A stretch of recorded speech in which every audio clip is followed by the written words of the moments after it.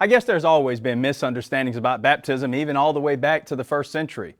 Today, many people still misunderstand baptism and do radical things based on their misunderstandings. For example, a Central Florida man baptized a young boy in a disgusting pool because, as he argued, he believed God was telling him to baptize the boy.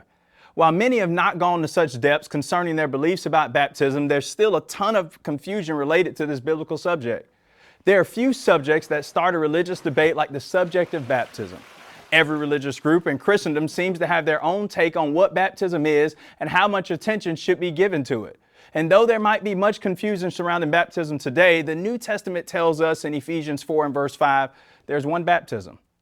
One of the mistakes people make or misunderstandings is the mode of baptism. Some believe when you talk about baptism, there is many modes as there are opinions. One group may pour, another may sprinkle, another may immerse. And while the English word baptism may carry some of these ideas, no one in the first century would have been confused. The word often translated baptize in our English Bibles means simply to dip, immerse, or plunge. However, you don't need to be a Greek scholar to understand the folly in many methods described as baptism. The New Testament repeatedly describes baptism as a burial. And if a burial can be equated to simply sprinkling and pouring a small amount of water on someone's head, we're using too much dirt at the cemetery.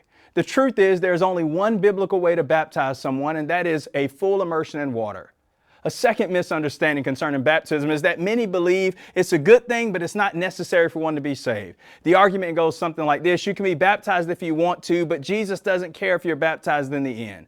The problem with this statement is that Jesus and the apostles said, you have to be baptized to be saved. It's for the forgiveness of sins.